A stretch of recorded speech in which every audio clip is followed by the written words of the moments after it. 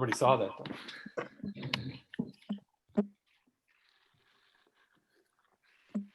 All right, we think we're good. All right, take 3. Yep. All right. Again, welcome everyone.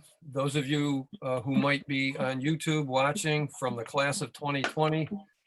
I'm really proud tonight to make a proclamation honoring the class of 2020. We wish we could do this live, but in person, but this is the next best thing. So whereas the 2019-2020 academic year has been interrupted by the coronavirus pandemic closure of Victor Central Schools, and whereas seniors at Victor Central School have worked hard to graduate despite the challenges of completing the school year in virtual classrooms, and whereas these young people have had to give up so many things that make high school memorable, the sports, senior trip, senior bash, senior ball, and now graduation ceremonies, and whereas Victor seniors have overcome these disappointments and more on their way to commencement and have demonstrated their commitment to education and their faith in the future, and whereas 342 students are graduating in the class of 2020 from Victor Central School, go Blue Devils, now therefore, the Village Board of Trustees of the Village of Victor, New York, hereby recognizes the achievement of all graduating members of the class of 2020. And on behalf of the citizens of the Village of Victor, we offer heartfelt congratulations and best wishes on this important milestone in your lives. We could not be more proud of you. Passed and adopted this 15th day of June 2020. Gary A. Haddon, Mayor. Congratulations, class of 2020. And I also want to take a minute to congratulate 2 other graduates who are residents of the Village of Victor. Deputy Mayor Mike Crowley's daughter, Keelan Crowley, and Department of Public Works Director John Turner's daughter, Rylan Turner. So Keelan is a graduate this year of Mercy High School, and Rylan a graduate of Canandaigua Academy. Congratulations to both of you on your accomplishments as well.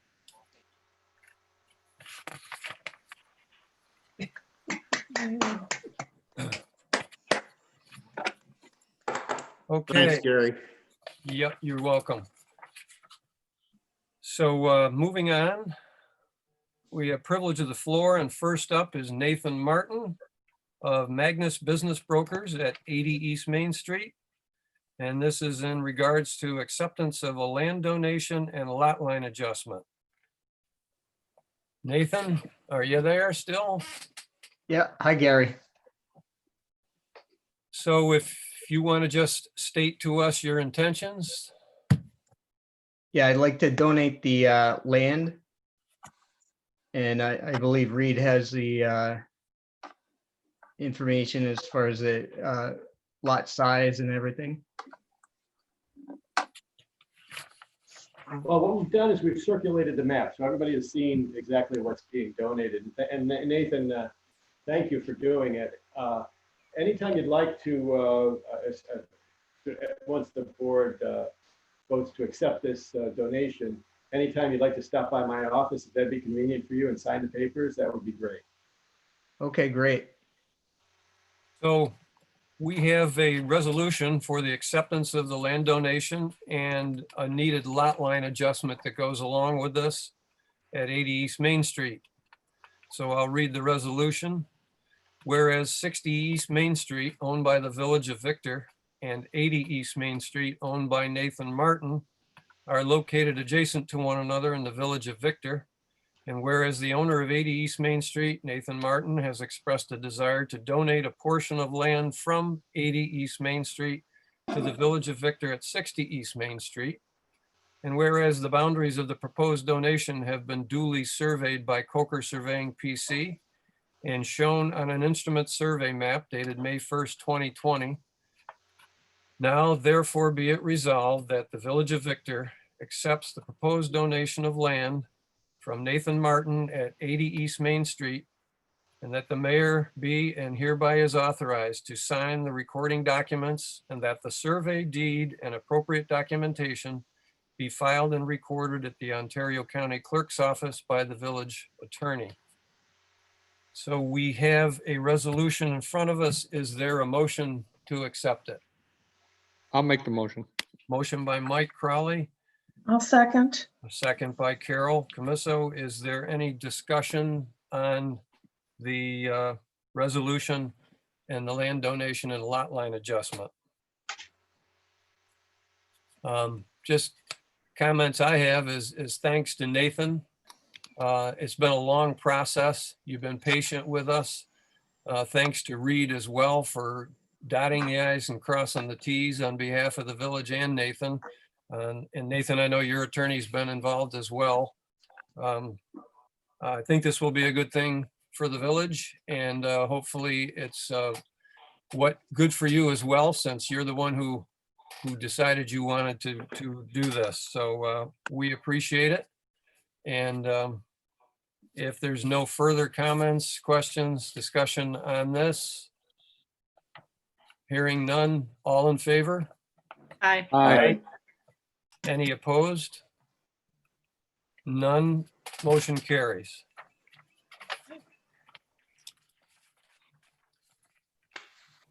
Next on the agenda, we have, I'm not sure I'll pronounce your name right, Michael, but Michael Bergio, 30 Rothbury, regarding building in a village drainage easement on Rothbury. Welcome, Mike. Are you there? I am here, thank you. And this is my wife, Michelle. Hi, Michelle. Pleasure to meet both of you. Thank Yeah. you.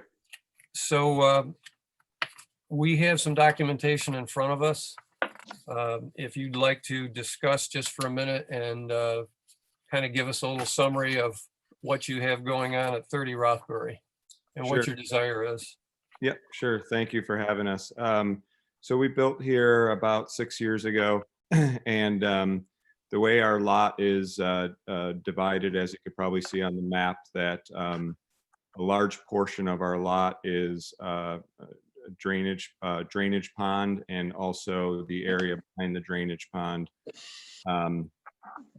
Currently, there's no way for us to get from our side yard, backyard to the other side of the pond to be able to maintain that, keep it mowed, keep it looking nice, without having to walk through our neighbor's yard. So, luckily we've been fortunate where we have neighbors who are very accommodating, and they don't mind us taking our mower through their yard and walking through there when we need to get back there. Yep, that's a good drawing right there. So, last year they put in a fire pit, and it's in an area where we would have to walk by, and we just felt like we don't want to be a burden to them going forward. So what we were wanting to do was put a simple footbridge across just the corner of the pond, so we can get from our current backyard, to the other side of the pond, so we could keep it mowed and maintained, so that it stays nice and not overgrown. Okay, thank you, Mike. Anybody on the board want to comment or question? I guess I'll start. Looking at your structure that you started there, and you currently don't have a building permit, right? That's correct.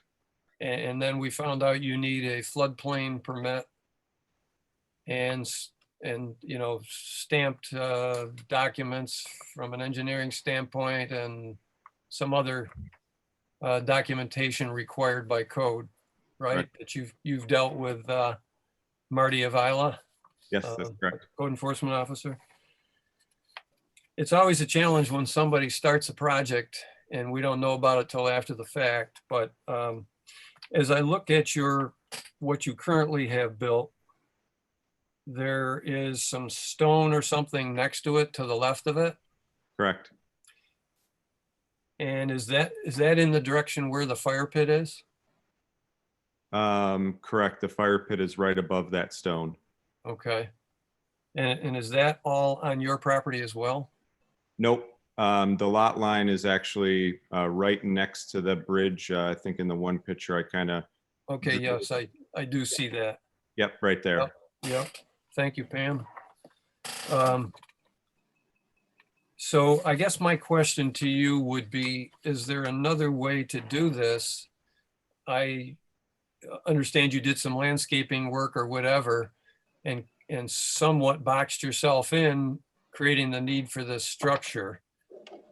Is it feasible to retract some of that landscape without having to build a structure to accomplish what you need to do? So just to correct that statement, we didn't put any landscaping in that boxed us in. Okay, So we never had access to the other part of our land because of the way that the lot was drawn directly through the pond. We've always had to go around our neighbors, through our neighbor's yard to get to the other side of our lot. I see. And, going back to the permit, obviously we apologize. We claim stupidity here. When we originally set out to build this, it was simply going to be a small footbridge without any need for anything in the ground or anything. As I was starting to build it, I felt that the structure needed a little more stability and wanted to make sure that if people were going to walk across it, bring a lawnmower across it, whatever it be, that it is safe. That's one thing. We didn't want to just throw something up that was wobbly and unsafe. So we added a little bit of stability to it, just to make sure that it was, again, a sound structure. And again, our original intent was not to have it attached to anything. So we never realized that that would be considered a structure at that time. And I've done a bunch of other work around the house, and I've always gone through the appropriate process to get the permit. Really, this time was just an honest mistake and just lack of me thinking that one through and understanding that I needed to ask permission. So I apologize for that. Well, I do understand that. I appreciate the apology. It just does create a problem. We've been through these situations before because these ponds are drainage easements that the village, as you know, has a right to in terms of maintenance of that drainage area. One of my concerns is well, if we were to go ahead and say yes to this and you finish it, and so we have to come in there someday because there's drainage issues that need to be addressed, we would legally be able to remove that bridge to do that, which you might understand today as the homeowner, but the next homeowner might not even know about, depending on, what kind of communication you have with them or the attorney who handles their real estate closing has with them or whatever. So in other words, this all goes with the land, and that's always a concern looking down the road as well. So the other thing that is a hard thing for me is you probably, I don't know, how long have you lived there? Going Sergio? on about 6 years now. We built it in 2014. So you're well aware of the drainage issues we have in the Jacobs Landing area. I'm sure you are. It's an ongoing issue with water that comes from up above the development in a portion of the town. And then we, consequently have to deal with it down in Jacobs Landing area. So it's critical for us to keep the drainage areas clear and maintained so that it functions properly. And the crazy rains and storms that we've had in the last 2 or 3 summers have really been a challenge for us to maintain those drainage areas down there to protect people's properties and so forth. So, I mean, that is a concern I have. I know it looks like a pretty substantial structure you're putting up. And I guess if you go through all the hoops and hurdles that are in front of you with the engineering of it and so forth, those things would be thought through, hopefully, so that this bridge would not come loose someday and be floating around and plug it all up. You know what I mean? That kind of thing. Just thinking of the worst case scenario going forward, hoping we never have to face it. But so that's an issue that I have a concern about. Does anybody else on the board have anything they want to say? Yeah, I've got a couple things. Mr. and Mrs. Burgio, knowing the political hoops you have to jump through now, my first question is, would you be willing to do it? And what do you think the whole project would cost? Yeah, so I guess my answer, I would be willing to do it, yes. We are also open to other suggestions. Again, you know, we want to simply be able to access the other side of the pond so that we can keep it maintained and looking good, right? I don't want it to be overgrown and. Well, it's in part of our property. We also want to be able to use it Right. too. I mean, we, Sure. you know, So you know, the first part of the question, I absolutely would, you know, we'll do what we have to do to make this thing right. But if there's other suggestions or ideas that we don't know about, we're open to those too, to be able to access that. And the total cost of the project, I think we spent $700 on wood. And then, do you have a rough idea of what it would cost moving forward with, you know, engineering plans and, you know, stamped approvals? I really don't, nope. Okay. My next question is for John. And if you mute that, Pam, if you mute yours, we won't be. So my next question is for John. And John, if this was built correctly, do you foresee a problem in the future? So I sent this to JP when it first came to my attention. So in the code book, there's nothing that says that you can't do it as long as it's engineered.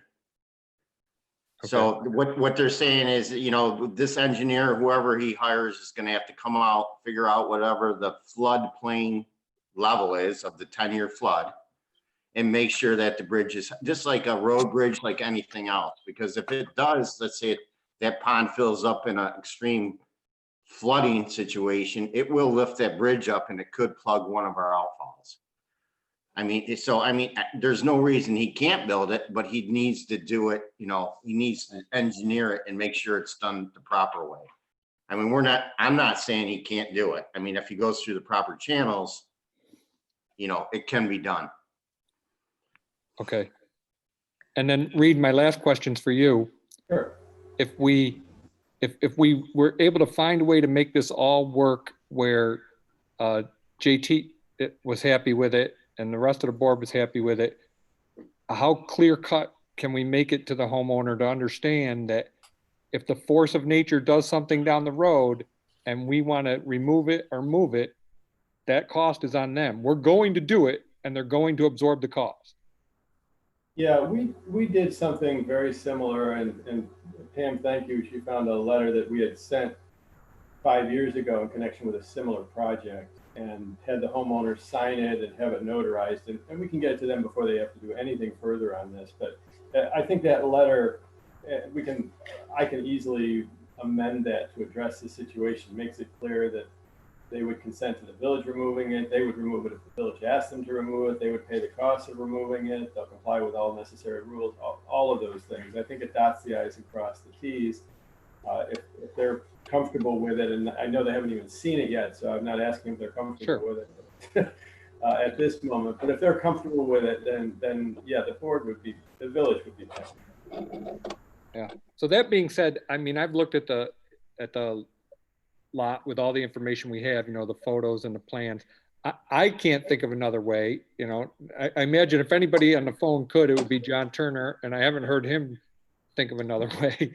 Well, there's always another way. I mean, you know, You'd build a tunnel. Well, they could pipe it, they could pipe it and do, a dirt bridge. I'm not, that's their property. If they have the right size pipe, which is the same size pipe as what's coming out of the outfall, then technically in the perfect world, it should handle the water. So they could buy a piece of pipe that's 20 feet wide. They could have a 20-foot path of dirt right over to the other edge. But the reason they build the ponds the way they do is for capacity. So, I mean, now you're making the pond a little smaller. Okay. So, a bridge is fine, but like you never know when you're gonna get that 20-year flood like we've been having every 5 years. Every 3 years, right? Pieces the bridge and now it's down at the other end of the property. Can I ask a question just out of curiosity? Obviously, when we were looking at this lot and our house was not built and it was just a empty lot and our neighbors was pretty much just an empty lot, it was very hard to envision. There were no stakes in terms of it's here and it's here. So we kind of just assumed that we would be able to get from one side to the other without having, to go in our neighbor's yard. And obviously once everything was said and done and our neighbors did, those rocks that you were referring to were a wall that they put up there, is very clear. And we did have an engineer come out and stake our lot. And that's when we realized, this was a couple years ago, that we really have no access to the other side. How was that an accident that the lot was written up that way? Was that on the builder? Was that something we should have been aware of before we moved in? Like, I guess what I'm asking is, have you ever run across this before when all is said and done, we have like over an acre, but a lot of it is not accessible? And I'm just wondering, like, I guess we could build a tunnel and all of that. I was just wondering how this happened in the first place, I guess, is what I'm. So our attorney doesn't want to hear what I have to say. So what happens is when you build a lot, your realtor or whoever sold that lot to you doesn't disclose that there's easements on it. So what happens is you build a lot, you put a home up, and then all of a sudden you run into these issues. And if you don't look at your maps, those maps clearly state that there's drainage issues or easements in your property, and you cannot build it. You can build it, but you got to be aware that we have the right to come in and tear it down. That's it. And nobody discloses that when you're in closing. Nobody discloses it as a developer like Rick Cardis. Nobody discloses it as it just never happens. And we run into this issue every single week. I mean, you're not the first person this has happened to. Okay. I mean, we're I'll looking at, jump in too. Yeah, I agree. In the perfect world, the developer would disclose this because it's part of what he's trying to sell you, and he should tell you, here's what it is, and he should be presenting you with maps that show that. In all honesty, your attorney had to know it well before the closing and should have had a conversation with you.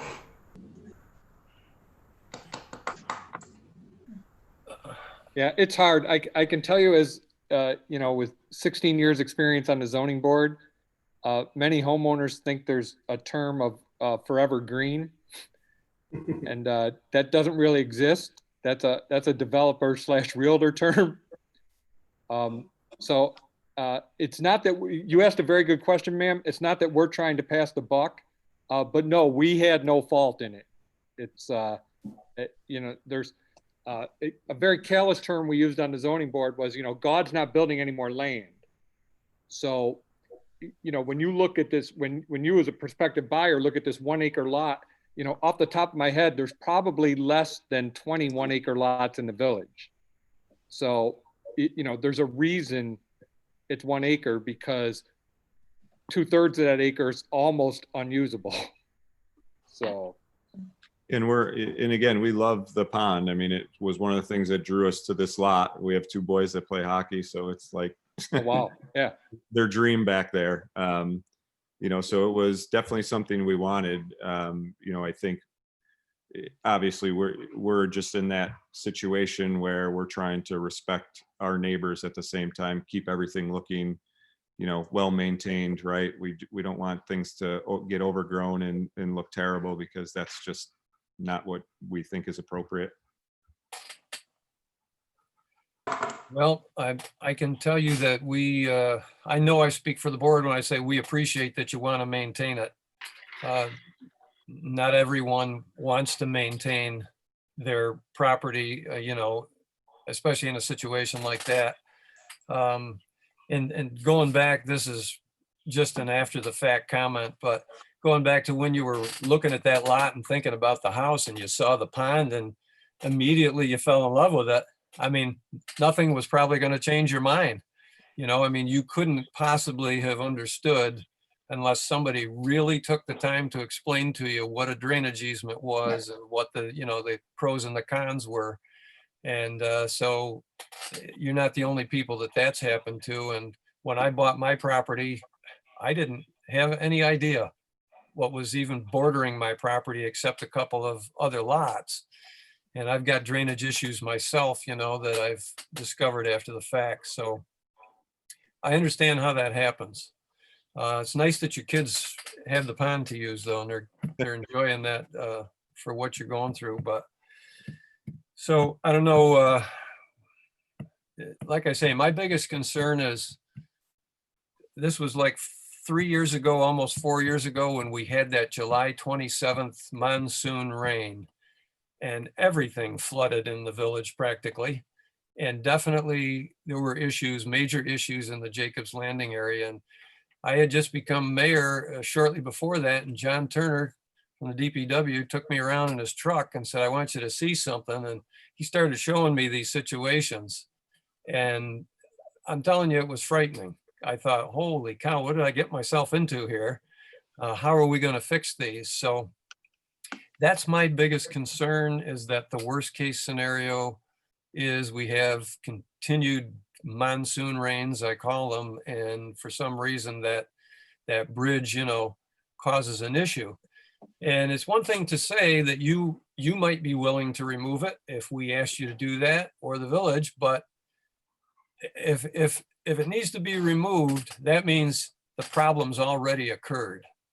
You know what I'm saying? There's probably already flooding that's occurred. So I'm dwelling on the negative. I realize that, but I'm trying to be a realist about, what I've experienced so far as a mayor and what I've seen in the village for drainage issues. But if you're still willing to go through with all of the, as Mike put it, hoops you got to jump through and the cost that might be incurred, it could be an expensive proposition. But if, the engineers can assure us all that that it's a pretty safe bet, better than just a pretty safe bet, then I guess I can be okay with it. But I don't know how the rest of the board feels. You're welcome to chime in. Gary, I just have one question. And for Mr. Burgio, before this, you were accessing the land through your neighbor's property? Correct. And is your neighbor doing something different or objecting to you accessing it that way now? I wouldn't say that they're objecting to it. They've been very understanding and accommodating. I had mentioned, earlier they put a fire pit in last year. So Like a big patio fire pit. paver, concrete, beautiful area. So Yeah. when we now, because we used to kind of try to go right along that rock wall to kind of stay as close to the edge of their yard as possible. But they put that big patio right along that rock wall. So of course they could have this beautiful view of the pond and everything, but that means now we have to go pretty much right in the center of their yard all the way around. Oh, okay. And now they have a 1-year-old who's like playing outside, and they have company over a lot more. And it's just, and they kind of to the same point, if they move and there's a new homeowner who isn't so wonderful, just trying to think down the line. I guess. I understand. I was just thinking, I mean, if it would be possible to like purchase a right of way from them that would give you access, would be legal and continuing, if that would be something that would be a solution as opposed to building a bridge. Yeah, I think unfortunately, because of the way, again, that they've added to their backyard, I mean, that right away would pretty much go directly through the middle of their backyard at this point. So I don't- Okay, no, that answers my question. Thank you. No problem. And Bob, also, just because I've been back there a couple times, their neighbors has basically landlocked them. So that's, that's the main reason they're trying to do this bridge. It was probably okay before they put up the rocks and all that stuff too, so. Okay, thanks, John.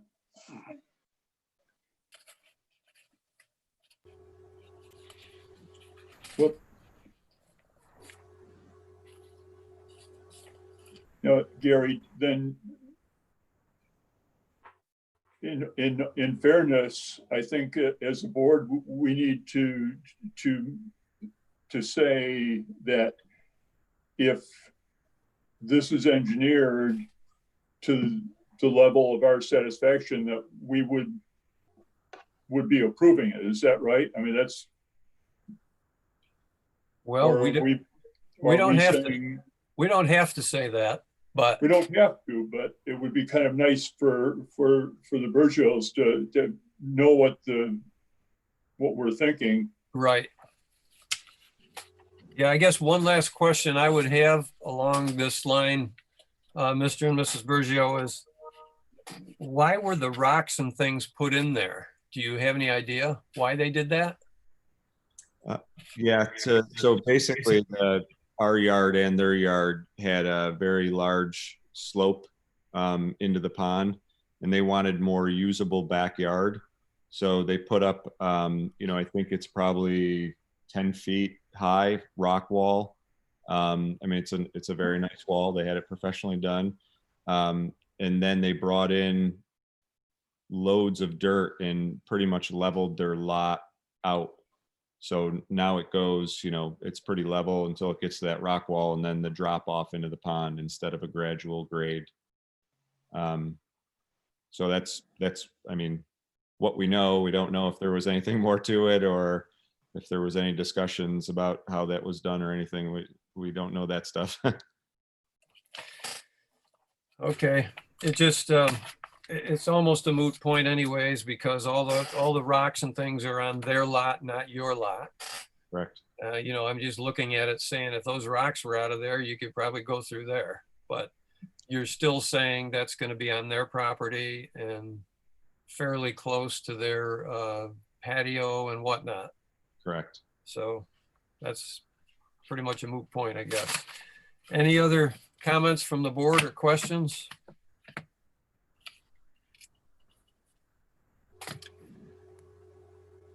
Okay, so Reed, we don't have to do a resolution on this, do we? I don't think it's critical, no. What's that? I said, I don't think it's necessary, no. Okay.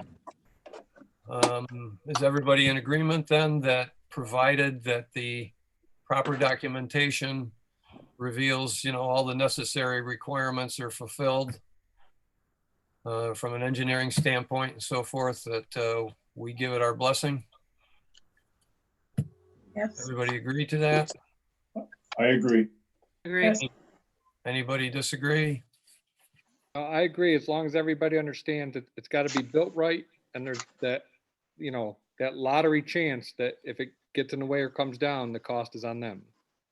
We understand that. Yep. Yeah, I can get that letter. I can put that letter in more final form and get that to Pam, and she can get it to the Burgios so that you folks can see that before you even move ahead. Sure. That makes sense to me. Yeah. Before the Burgios move ahead, you mean? Yeah, they know what we're asking them to sign off on.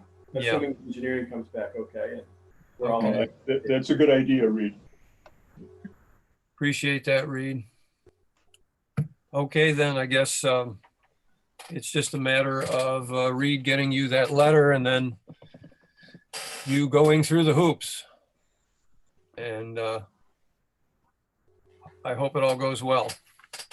Thank you. Thank you. We appreciate it. Thank you for your thoroughness with the documentation and everything. Appreciate that. Sure thing. And I guess that's it. Do we need to do anything else on that, Reed? I No, don't we think don't. so.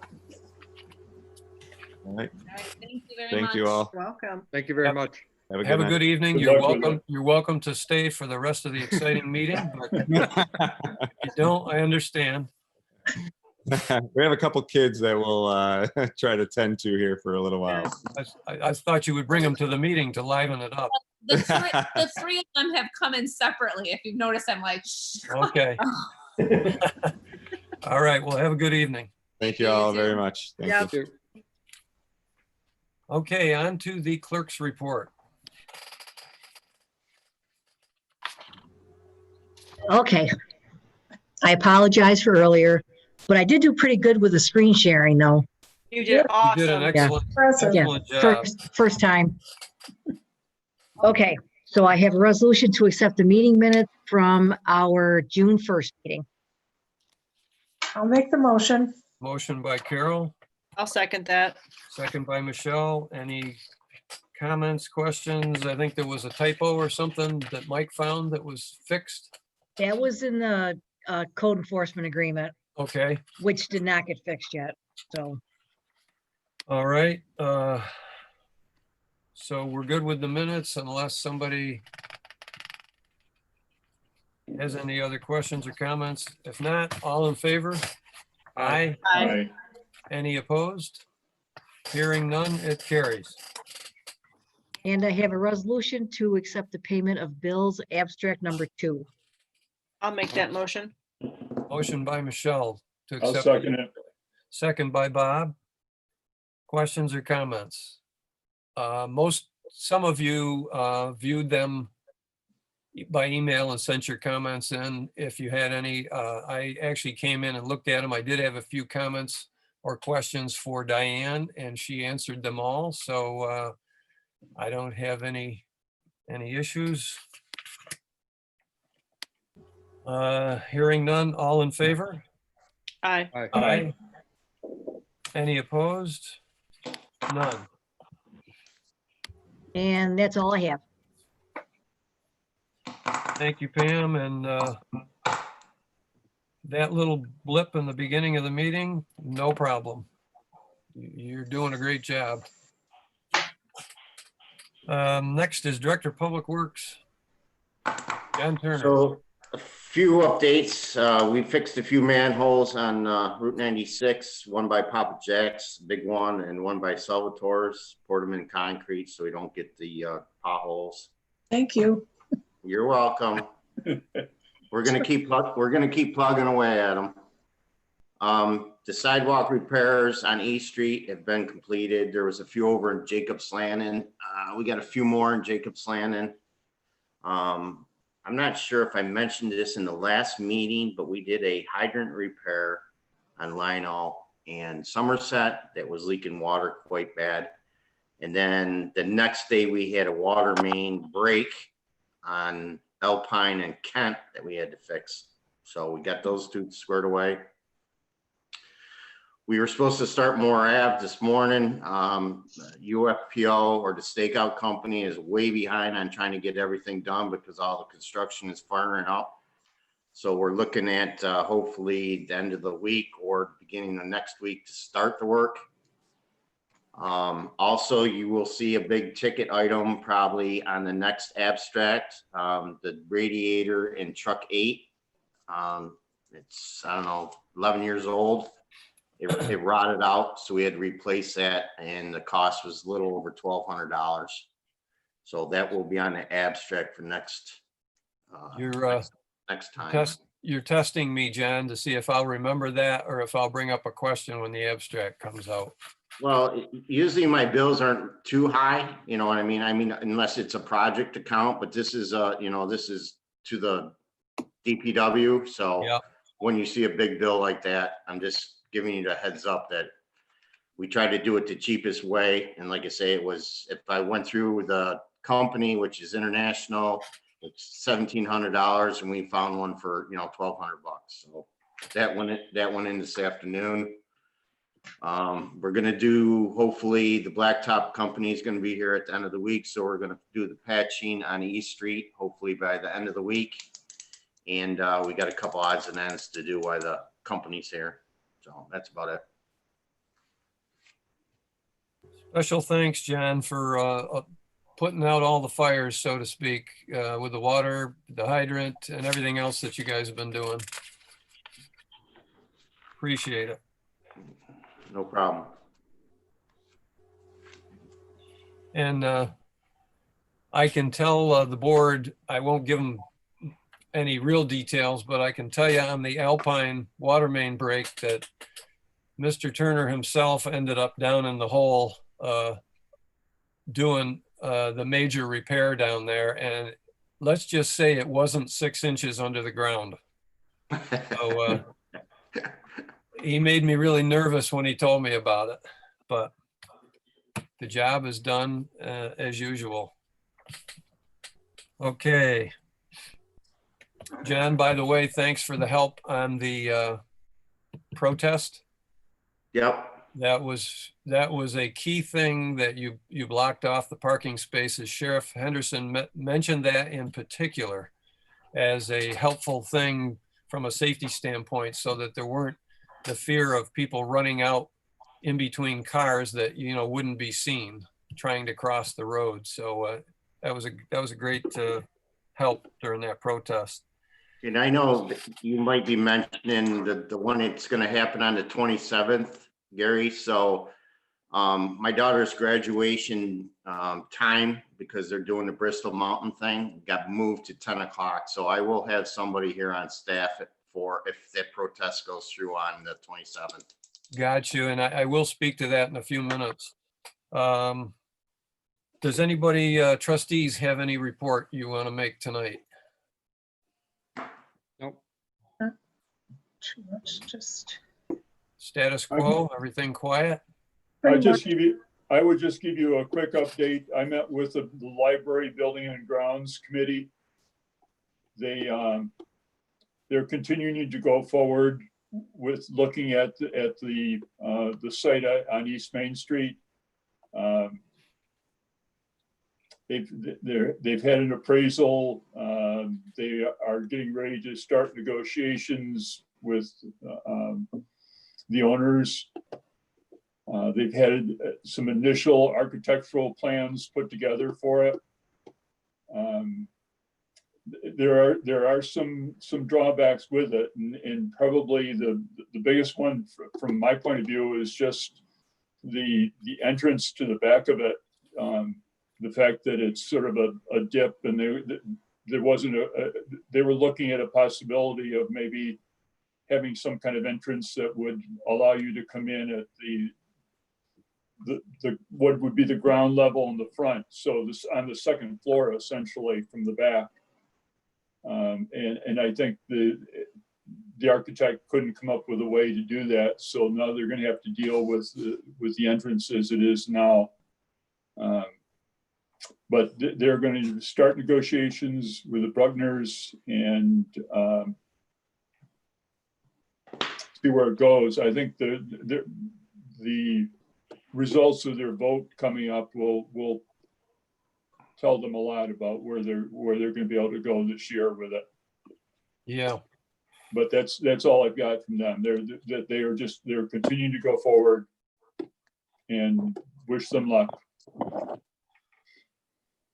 And I know that there's email going back and forth between the library board, Tim and Reed, on the URA's resolution regarding the reverter clause. Reed's helped to clarify some things for Tim Niver, and he's going to take it to the board, and hopefully they will gain a greater understanding of where the URA is coming from, right, Carol? Yes, yes. Thank you, Reed, for responding to that. Oh, you're very welcome. Appreciate clearing it up. This is their the view that the URA is holding on to a veto power to look at the next site that they might be thinking about, Yes. and they Yes. don't want that. They were concerned about us having approval of a They can site. buy it. I'll sell it to them for $550,000. But Well, good thing is they're continuing to move forward. And as Bob said, a lot depends on the budget vote.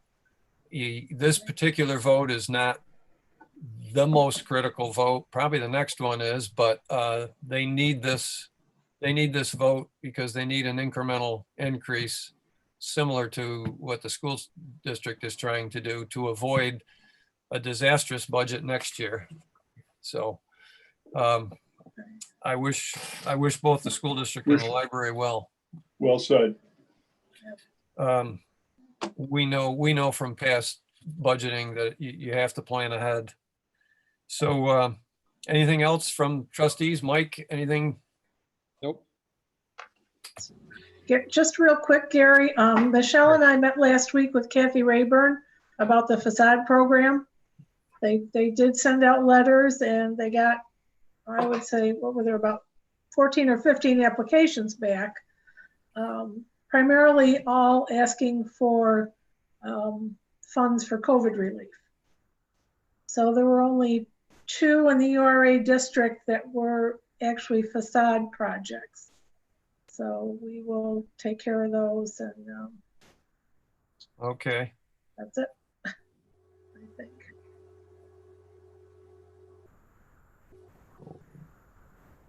I did get to meet with Tree Board. So that was our first one in a while.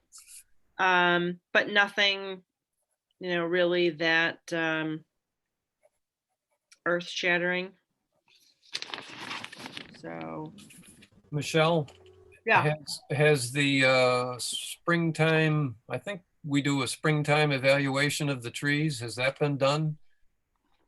So they did talk about this towards the end of the meeting, and they talked about how they divided. There was a large discussion around, when is the right time to prune, how much pruning is going to be done, things like that. So I think the conclusion that they came to is they're just going to stay in touch with JT and your team about like when and what ones will need to be pruned. But they said something about Municipal Park and East Main Street's already been done, I believe. Yeah, I know they were doing some work down there. Yeah. So I think they're just going to kind of, if you will, take inventory. They've already segmented it out into like the age of the trees, young versus mature. And they're just going to kind of come at it as what ones really need it. So yeah. And they even talked about, maybe they delay some of the pruning that would have been done now and push it into the fall. So yeah. And their budget should be in good shape. I know a couple of meetings ago, we encumbered some money for their budget, so. Correct. And I know they talked about, they did talk about the Galisi project too.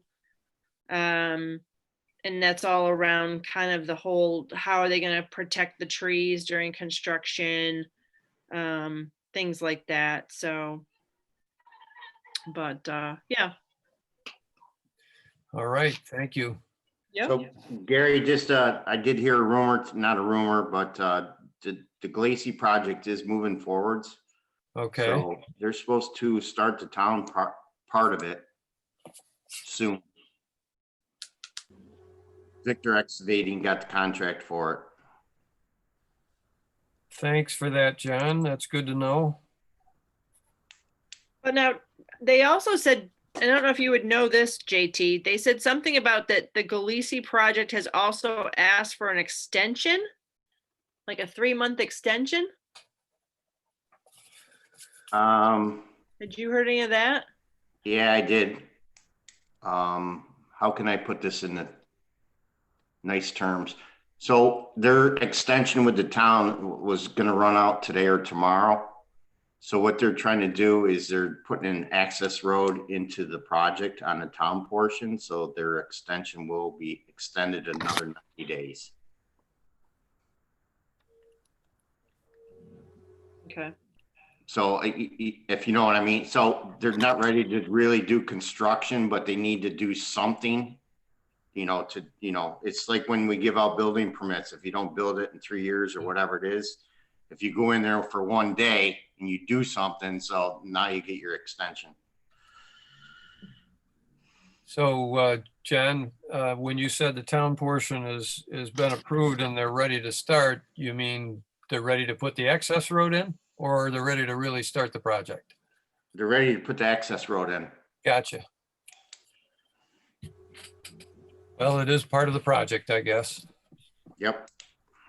And then didn't they mention, I believe they mentioned that they can't do anything with the village portion until the retention pond is completed?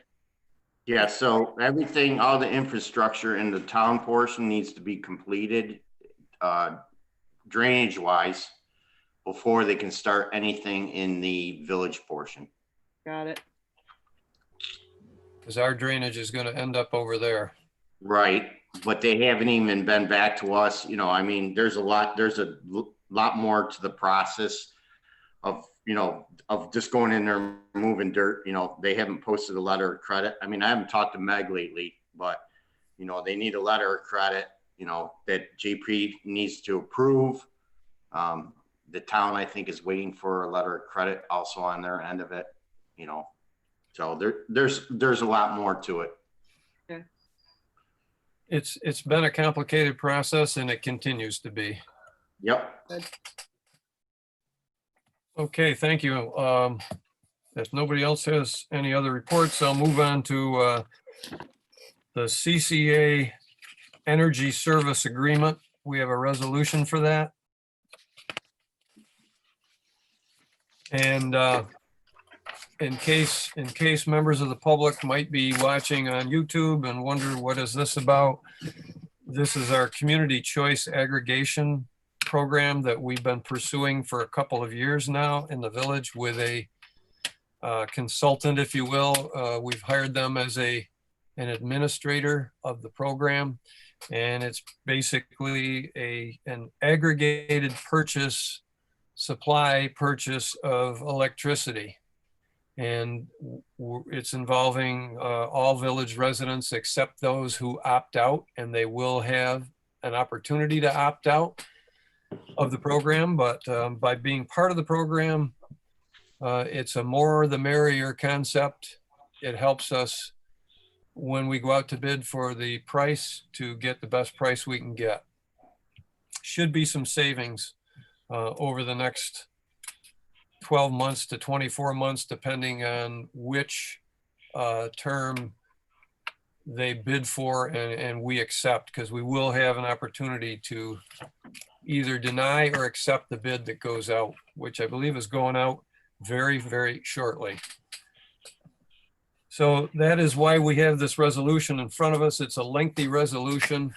And Reed and I think I told you last meeting, sat in on a long conference call with the administrator from Jewel Associates and their attorney. And we talked about a lot of things. Reed had a couple of concerns. I guess they've addressed those concerns, gotten the agreement back to us, and this is a resolution to accept the agreement, which is a lengthy agreement, right, Reed? It is. Like 47 pages long. Yeah, I think that's the number. All I can say is that we have vetted this as well as we can. We could probably go on and on with it and maybe pick apart this or that, but the bottom line is we've got to remember this agreement is specifically for us, but it's the same almost word for word agreement that all these other communities are going to use that are going to be in on the same bid with us from Monroe County and eventually other communities in Ontario County, including the city of Canandaigua. So I have reached the point where I feel that we've done our homework and it's a good agreement. And we should move forward with it to get this rolling, to get a bid out, hopefully accept one, and get the residents involved, and then we go forward from there. And depending on whether it's a 12-month or 24-month bid, we'll have the opportunity to reevaluate. So I'm not going to read this resolution because, as you can see, it's pretty lengthy. Does anybody, well, first I'll ask for a motion. I'll make the motion. Motion by Mike, I'll second it. second by Bob. Does anybody have any comments or questions on the resolution for Community Choice Aggregation Electric Supply Agreement? Gary, could you just summarize what's going to happen going forward? We passed this resolution. They're going to go out for bid, but if you just take us through that, just high level. Okay, so as I said, it's going to happen fairly quickly. Reed and I were copied on an email from Jewel Associates to say that they're ready to move on a bid. There's been some back and forth with the other communities about whether it should be a 12-month bid or a 24-month bid. And some of that has to do with the fact that the pandemic and economic situation over the last now several months, you know, people are concerned, does that give us a really true look back over 12 months? In other words, is it inflated or deflated abnormally over the last 12 months? So I think the consensus is that they wanted to go out. Reed, you can correct me if I'm wrong, but the consensus is they wanted to go ahead and go for a 12-month bid. And again, it's going to go out, I think within the next few days, it's going to go out. And when it comes back, we have an opportunity again to either accept or reject the bid. I've been told by Sue from Rocktricity that it's not likely that it'll be a bid that we'll want. So that's how I remember the conversation. So then it would be, if it's rejected, then okay, now we gotta go back to the drawing board a little bit and submit a 24-month bid instead. I don't know, that's a roundabout way about where we're headed with this, but the thing is, I told her I wish we'd just go for a 24-month bid, period. Forget the 12-month bid. Let's not do it twice. Because she said that the amount of difference in price is really negligible. That right now there's very good price out there for renewable energy.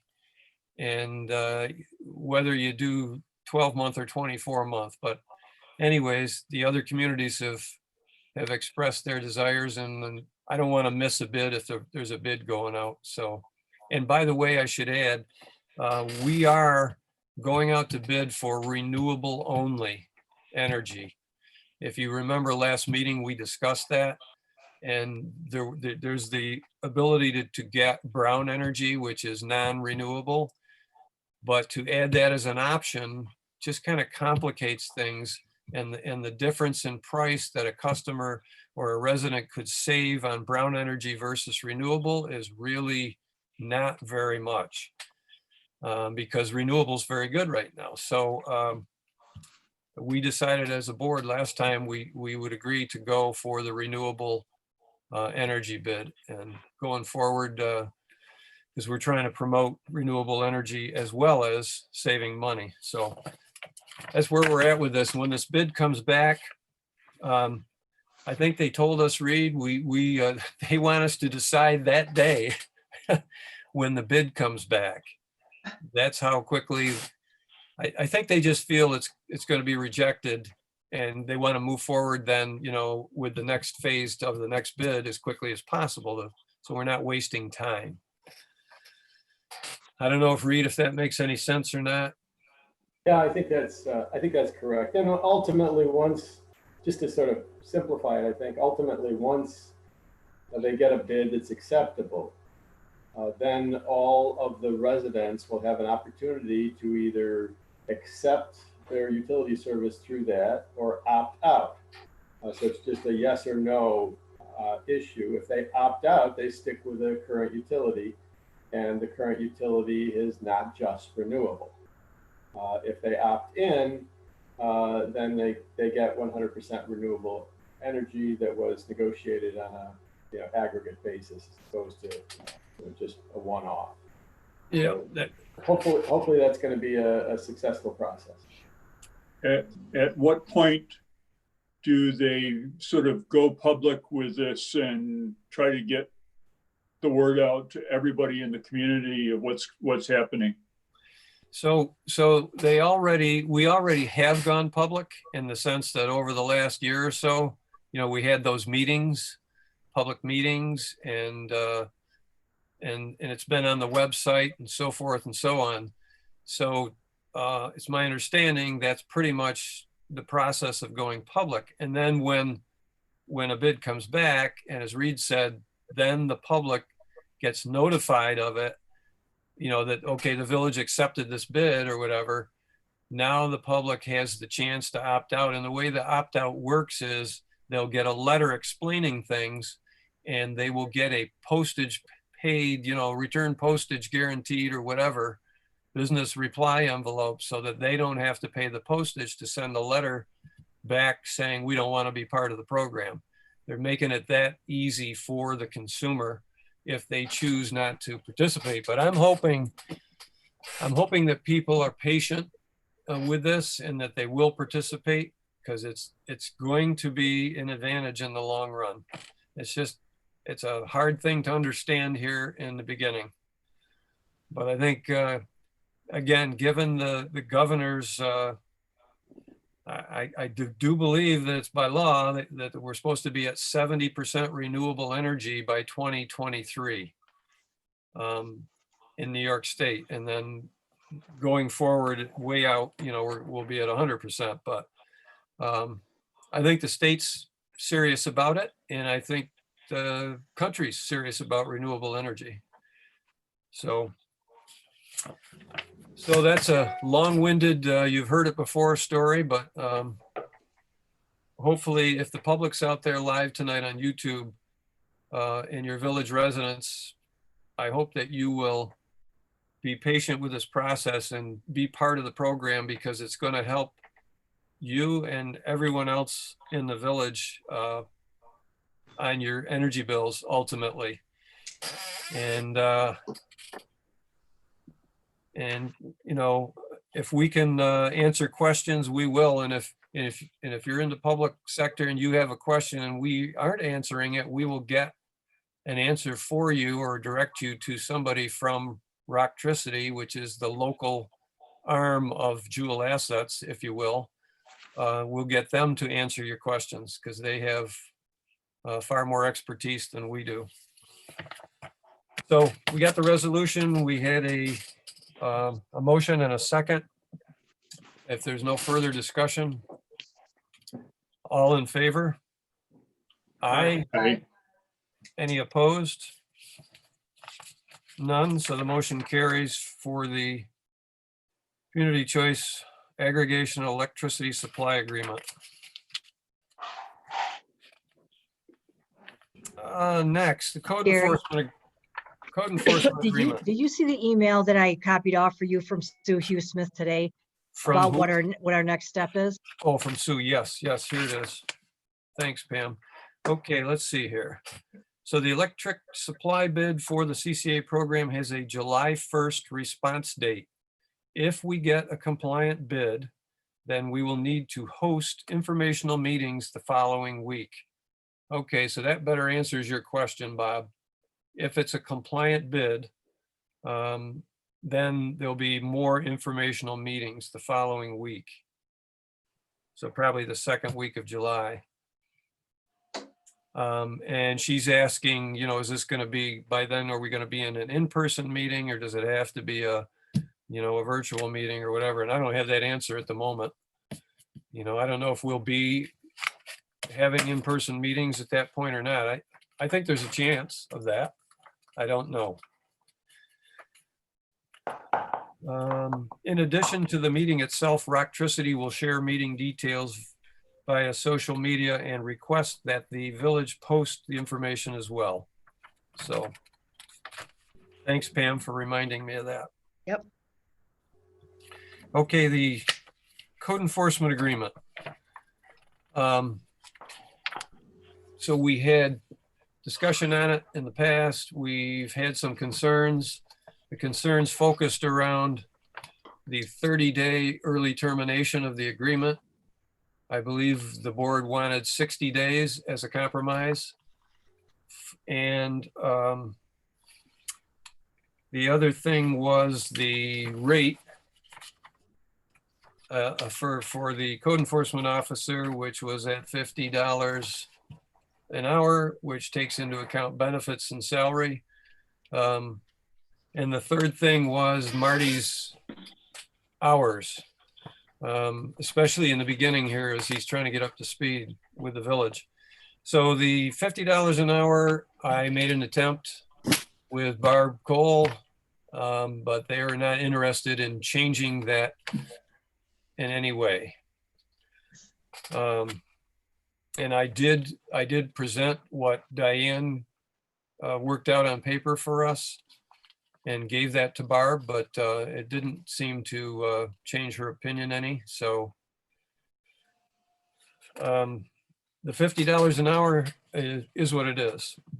The second thing, the 60-day early out portion of the agreement, they have no problem with that. They agree to change that to 60 days. And then as far as Marty's hours go, I was able to negotiate a little bit on that, and Marty had some input as well. I asked him, what do you think you need? And probably right now, he probably needs even more than this, but he's now working 2 full days for us. So it's 16 hours instead of 8 hours. So he'll be at Village Hall Tuesdays and Thursdays from 8 o'clock to 4:30. That's what we have for the agreement. And the concern with his hours is that may not even be enough, but I've talked about this with the staff. I've talked about it with John Turner and Marty, and we need to give this a little bit of time, is my opinion, and see as he gets more proficient with what he's doing. I mean, he's proficient, but proficient in terms of the village code and so forth. He's got a little bit of a learning curve on that, but he's doing very well, and we'll just have to kind of ride this out for a little while and see how it goes. So so that's the agreement. And I guess I'll ask, we don't really have a resolution. Do we need a resolution to accept it, Reed, or just? I think it's best to have just a simple resolution to accept this and authorize. Okay. It. Yep. So because we didn't write one up, did we, Pam? No, but I should have. No, you shouldn't have, but it just dawned on me that we really didn't. Yeah. But anyways, so I'll pose a resolution to accept the intermunicipal agreement between the village and the town of Victor for code enforcement officer services. I'll second it. Any questions, comments on the agreement or the resolution? If not, all in favor? Aye. Aye. Aye. Are there any opposed? Hearing none, that resolution carries for the agreement. Couple of things. We had the protest on, I think it was June 6th was the date. And thanks to John Turner's work with the DPW and Sheriff Henderson's involvement with the deputies and himself, and they also spoke directly with the organizers ahead of time so that we all knew what was going on and we were on the same page. That was a huge help to making that protest a success. It was peaceful and well done. To my knowledge, we did not have any incidents or trouble with that protest. So now I've had a second request for another protest type event. I don't know that it's going to be exactly the same as this one. I don't have all the details yet. This individual contacted me and wanted to have it. Well, we were talking about June 27th. However, now he's indicated that's not going to work for them. So they want to do July 11th. That is the target date at the moment. I've reached out to Sheriff Henderson. He's aware. He's going to contact this individual, and his name is Emmanuel Hamilton, and he's going to contact him tomorrow, and they will talk about the plan for it and the date now that's been changed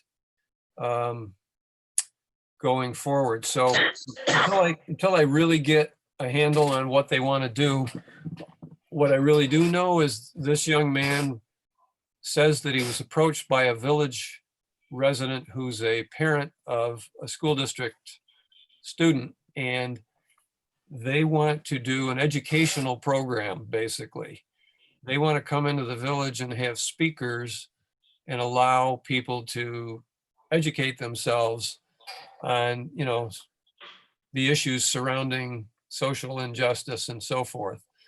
So, and he's assured me it's a peaceful thing. They don't have any problem with complying with whatever, you know, we're going to ask them to do, or the sheriff's going to ask them to do. He approached me about, what about the school district? Could we do it up there? I spoke with the new superintendent, Tim Terranova, and he said, you know, at this point in time, the grounds are still closed. And he really didn't want to go down the path of trying to change that right now. So he suggested that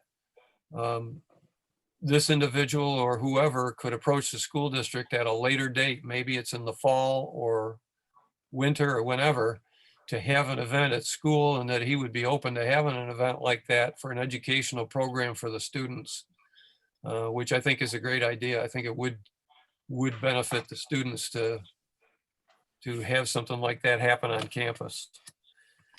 So as I get more, excuse me, as I get more information and the sheriff gives me more information, I'll try to keep you guys updated on the tentative July 11th date. I will tell you that, you know, where is he going to have speakers in the village of Victor, right? Without creating a social distancing nightmare. And we don't know how many people he thinks might attend. So I'm also trying to pin him down on that and find out, you know, give us some kind of idea.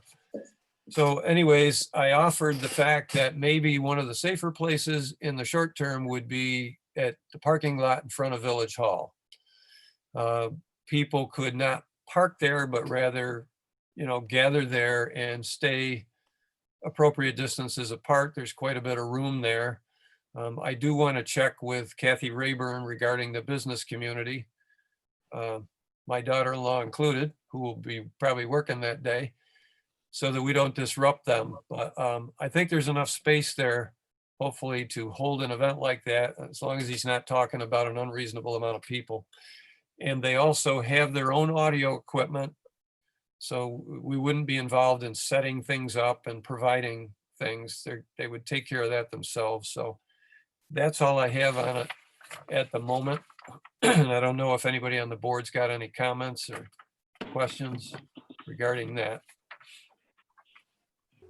If not, I'll move on to this Saturday, June 20th. The school district has a on-campus car parade of the seniors scheduled for June 26th, which is a week from Friday. They were going to request to bring that down into the village that Friday. So, you know, I took a look at the logistics of it and everything and thought, wow, Friday evening, 5, 6 o'clock at night, hundreds of cars coming down off of High Street, not a good scenario. So we rethought it. I've been working with Brian Siesto at the high school and some other people, and actually involved Glenn Lockwood today, JT, Chief Lockwood. And so they decided instead they're going to stay on the campus on the 26th, but this Saturday on June 20th, they want to do a separate drive-through down through the village for the seniors. And right now, Brian has reached out and has a number of maybe 130 participants rather than, 340, which is the graduating class. So I think we're talking, around a third to a little over a third maybe of the students being involved. So it's a more manageable number. And we had a meeting today with Glenn Lockwood, and Glenn came up with the idea of using the parade route as what they use when they honor the sports teams and escort them in with the fire truck. So the current plan is they would start at the campus, they would come down High Street onto 96, head to School Street, go down School Street, turn left on Adams, left on Maple, back up to 96, left again, through the village one more time, out to High Street and then disperse. And the thought process is to have parents and families and whatnot gather on the street to cheer them on for their accomplishments as graduates. The school district, the village, the town, Jack's aware of it. We're all going to make sure we put the message out there about social distancing, wearing masks.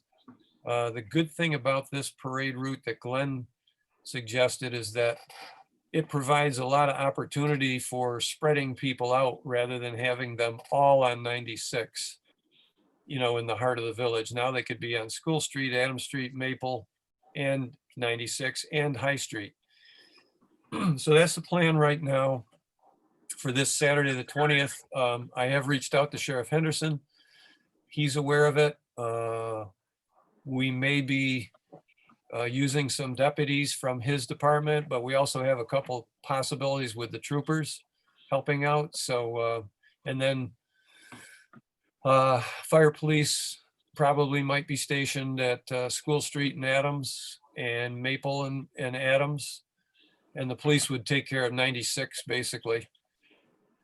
And just to let you all know, we would shut the traffic down. This is the plan at the moment. We would shut the traffic down on the west side at 251.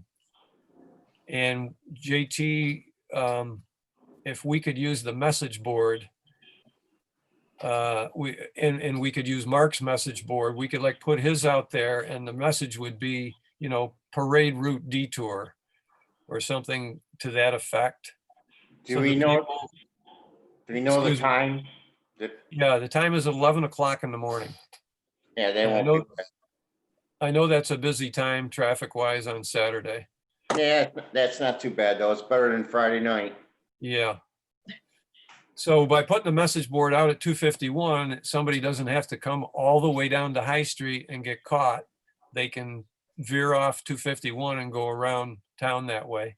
And then on the east end, we could put our message board either at Lina or Church Street. That we're kind of waffling back and forth on that, so that people could drive up Church Street or possibly up Lina to avoid the parade as well. So maybe I can talk to the contractors because they got a huge message board down there for the roundabout.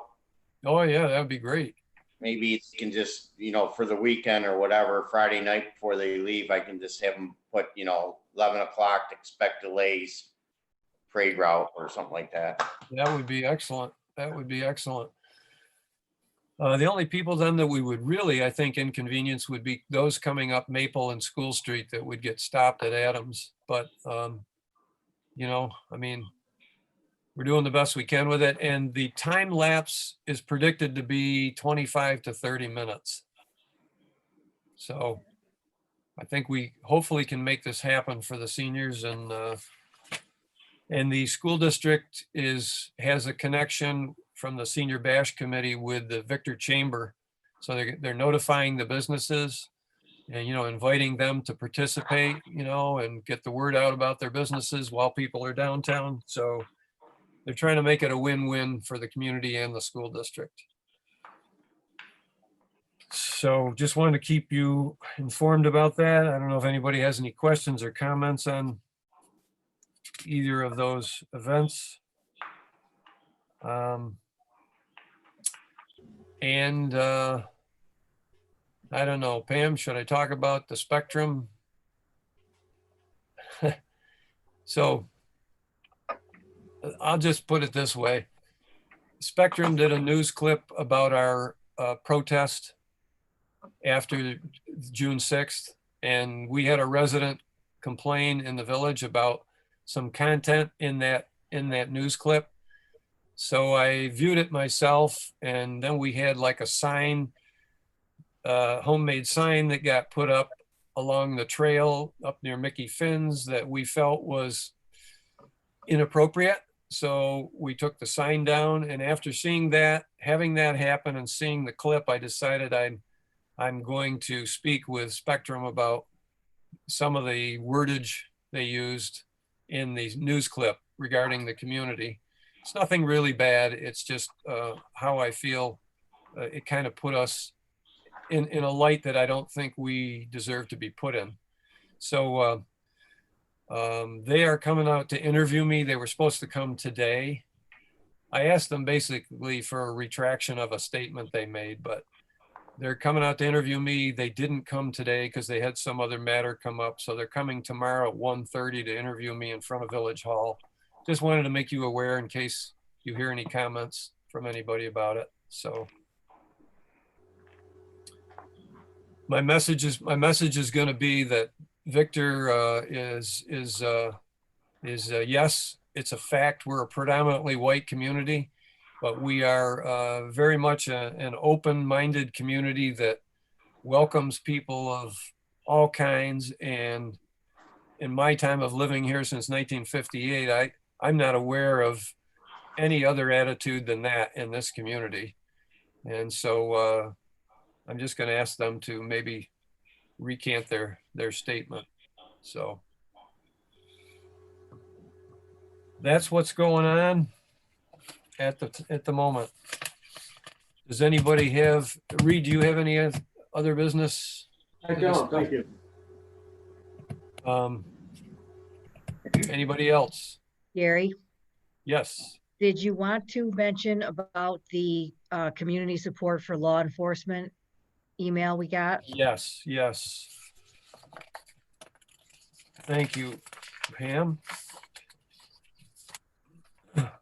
So I see that we did get and everybody has a copy of this, right? Does Yes. everybody have this? Yes.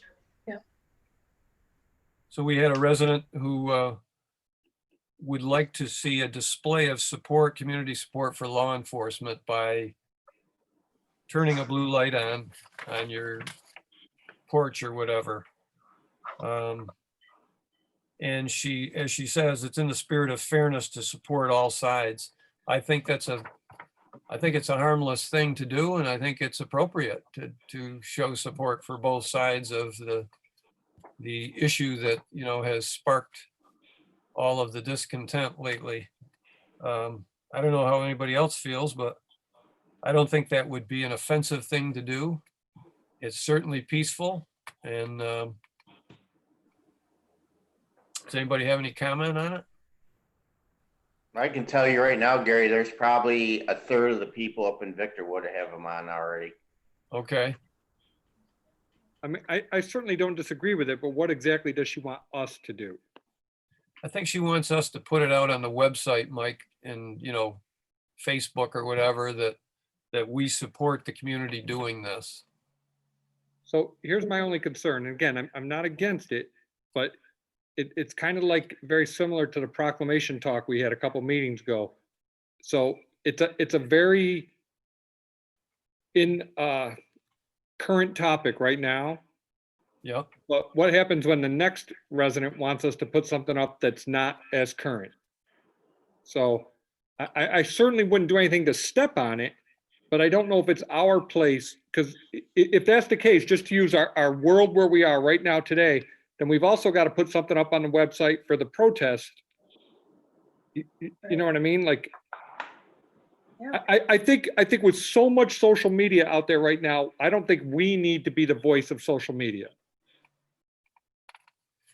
Yeah, I understand what you're saying. Because I mean, like I said, I support both sides, you know, because it's important, like, but I just don't think, you know, there's Facebook, there's Nextdoor, there's Twitter, there's, you know.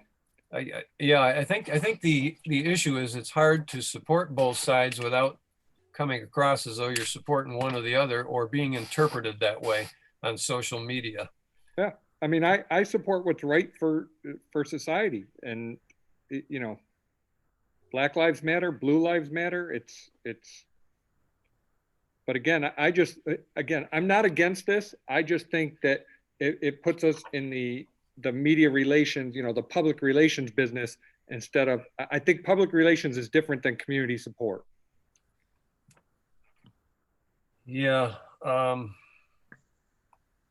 So I know that when the protest was going to take place, I think Jack and the town issued a statement, if I remember it correctly, that said that, you know, they were making the public aware of this protest that was coming, but that there was a disclaimer that this is neither a show of support nor a denial of support, you know, kind of, that wasn't the exact wording, but for this activity, just that this is a heads up that this is what's going on.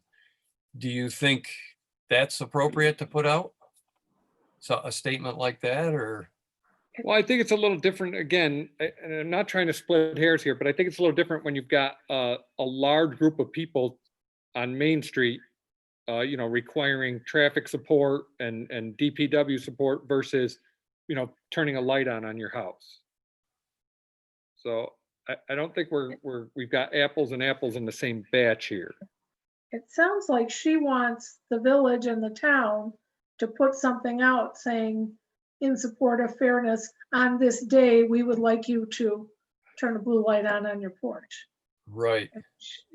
That's what it sounds like here. And Yeah, she Yeah, I wants think us to we're- pick a date in June right, and say, this is the date, you know, that if you want to do this, you know, the community's going to do this. So, So again, I'll be honest, I read the letter. I don't have it up in front of me. If you offered me $100 bill right now, I couldn't tell you who wrote it. But I did read the letter. But I think that's her job to promote it.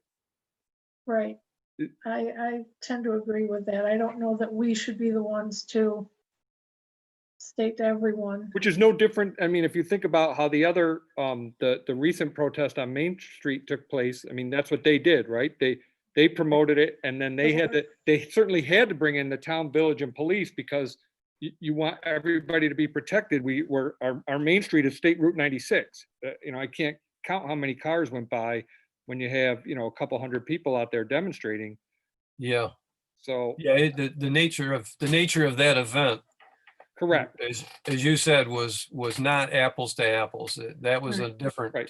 And I don't want to put words in this woman's mouth, but for example, if she wanted to do that on Main Street, then yeah, I think we need to put it out. After. You know what I mean? But if she just wants folks to be supportive and turn on their light, I think that's on her. Understood. Everybody, anybody else? Any other comments? Yeah, I tend to agree with Mike.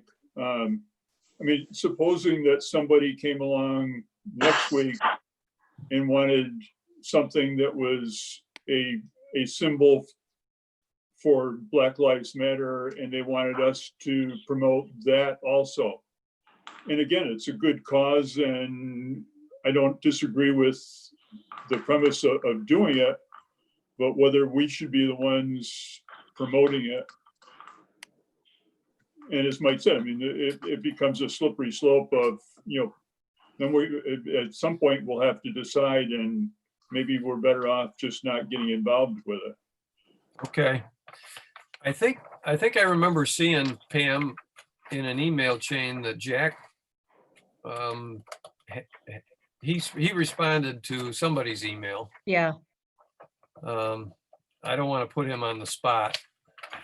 Oh, he just said it sounds like a good idea or something. Yeah.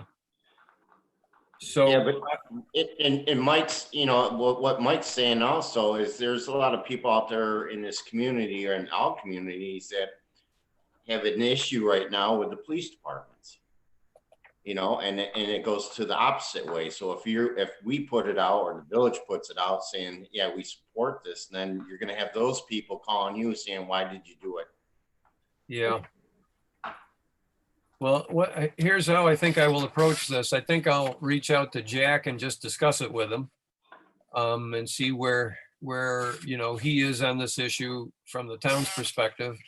And the way I'm feeling right now after this discussion is maybe I'll give this individual a call and just explain what we just discussed. I mean, I don't disagree that we have to be careful not to be misinterpreted or understood that we support this or we support that when these contentious issues are outside of our realm of influence. Let's put it that way. I mean, we're not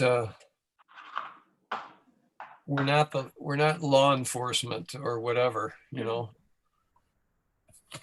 So I guess that's how I'll approach it. I'll get a hold of Jack, talk to him, and then if I have some other different opinion after that, I can, I guess, I don't know, email you guys and you guys can give me comments.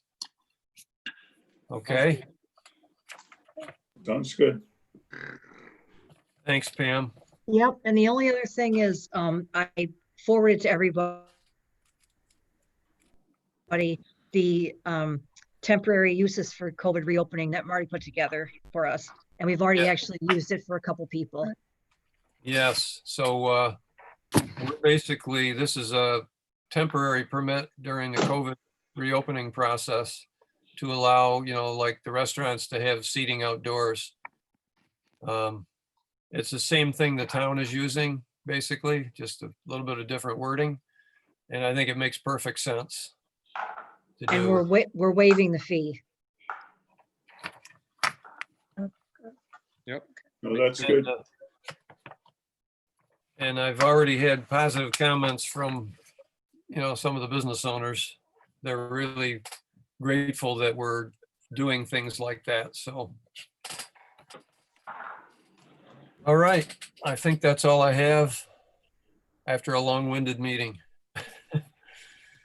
Thanks, everybody, for your participation tonight. And if the public is still on live on YouTube, I didn't see any comments or chatting, but we hope you're out there and you've listened in. And if you have any questions or comments, feel free to let me know. So everybody else, I'll ask for a motion to adjourn. I'll make the I'll motion. make- Motion by Mike, second by I'll Bob. second. All in favor? All right. Aye. JT, hang on for a minute after everybody leaves. Okay. All right. Stay safe, everyone. Good night, everybody. Bob, you too. Bye.